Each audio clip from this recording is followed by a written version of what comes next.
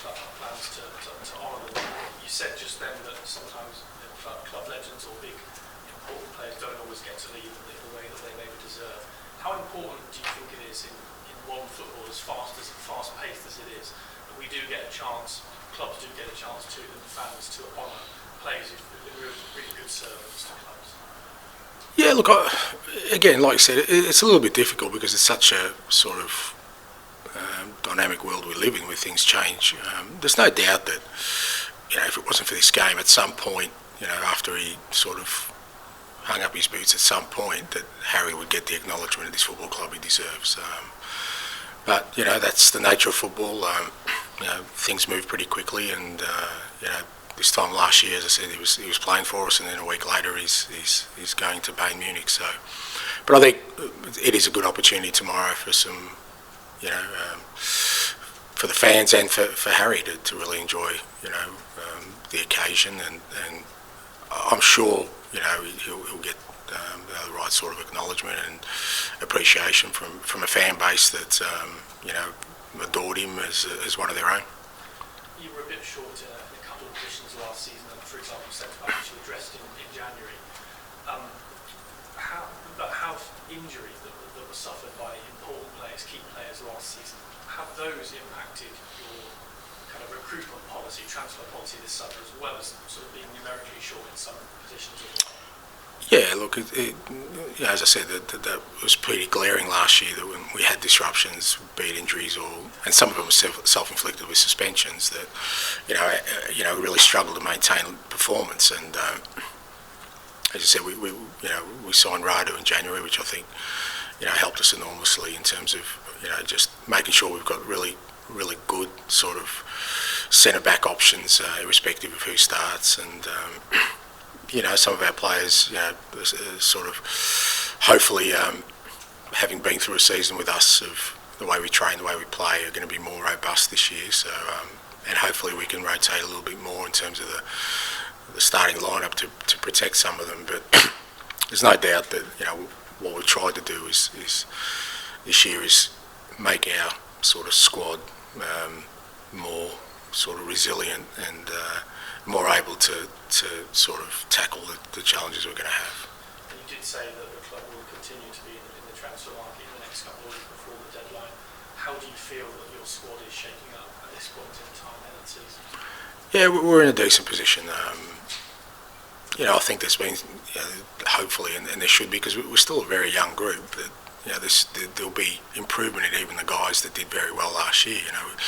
We had a lot of players who it was their first year in the Premier League or their first year at Spurs last year, and a lot of those guys are still very young, and our role is to make sure they keep improving, even though they set a fairly high benchmark. So I'd like to think we're going to be stronger this year just with the existing players, and I think the players we've added so far, certainly from my perspective, have given us some more, like I said, some more cover and quality in areas where we fell short. But we're not there yet. We've still got some work to do, and hopefully over the next sort of 3 weeks we kind of get the ones we want in, and sort of then have, I think we'll have a squad hopefully capable of contesting. John. That's right. You obviously going to want to bring in a striker. Whoever it is it fair to say that they're going to have to hit the ground running? They're already made? Yeah, to a certain extent, but I think I've always felt with those things that if you get the kind of recruitment right, then hopefully whoever it is hits the ground running. I mean, I'll give you an example. Like we signed Mickey van der Ven 3 days before the first game last year against Brentford, and we threw him straight in, and he literally hit the ground running, mate, pretty quickly too. So, I think if you get your recruiting right, then hopefully that's what there shouldn't be, because what we're trying to do is identify players who have qualities that will fit into the way we play our football. So obviously there's a little bit of an adjustment there, but hopefully they already have those kind of qualities that allows them to come into the group and contribute straight away.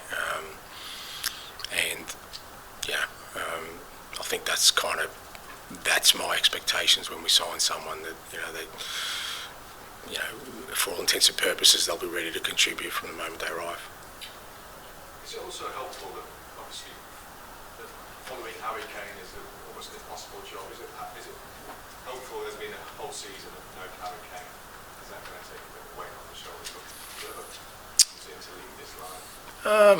Look, I don't know, but I think,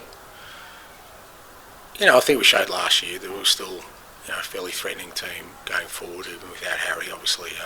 But as I said, when you're talking about a generational talent, he's never going to be replaced. But invariably, there's always those comparisons that will happen when you play, when you do follow a player like him. But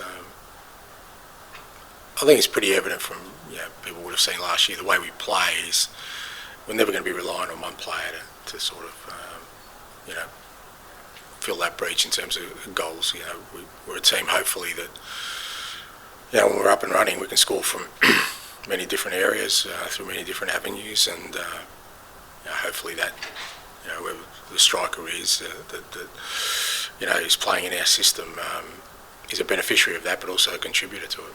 Was that one of the big positives of last season? You didn't fall into a no goals, black hole, Harry Kane? Yeah, because I spoke about it a lot.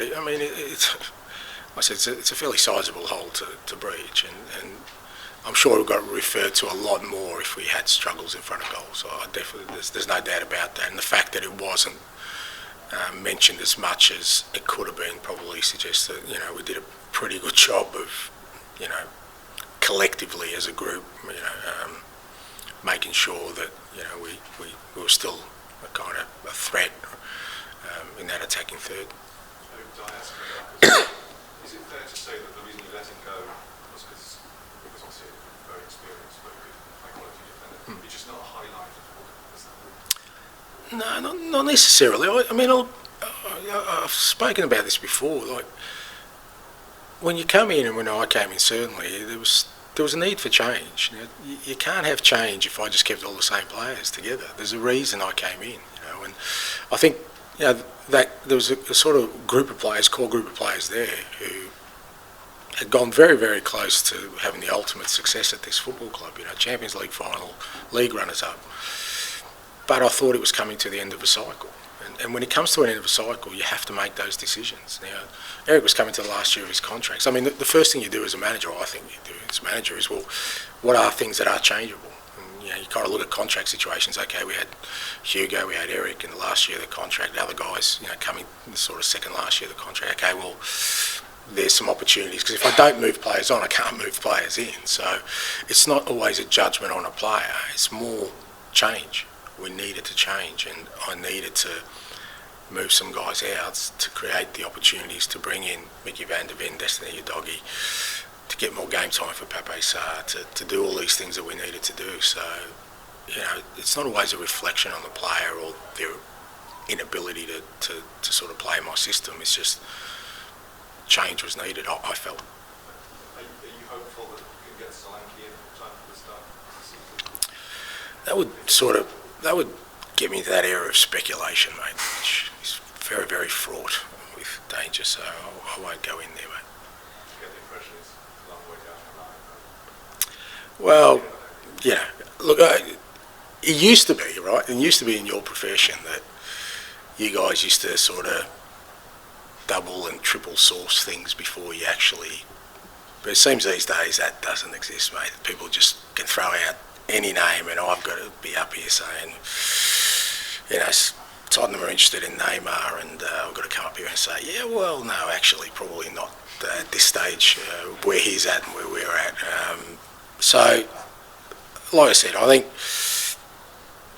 if you're sort of in that mode of doing your research, I think you can get a pretty decent picture of where we're at. Okay, and finish with George at the back, please.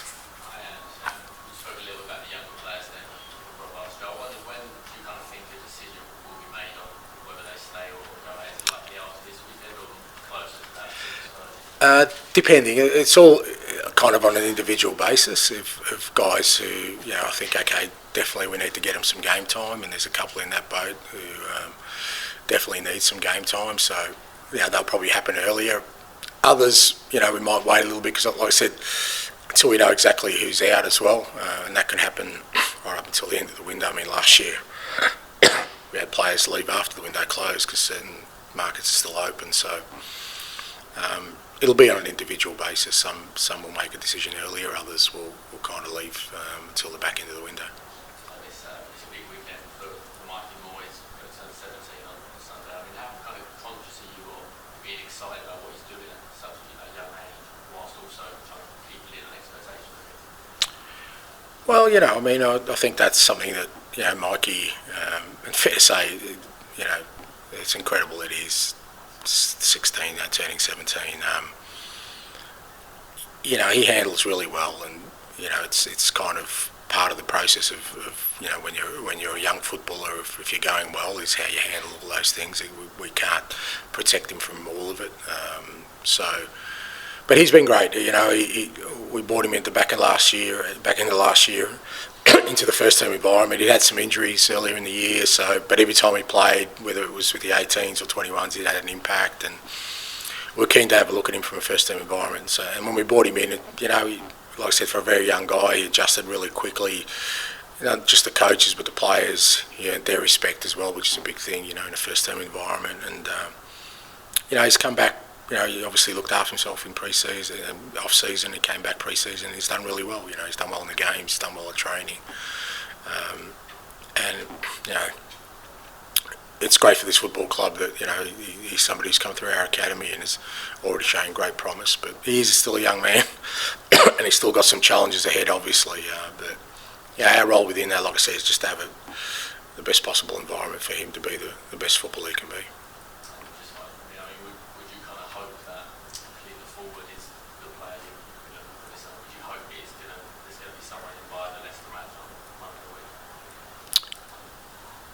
Yeah.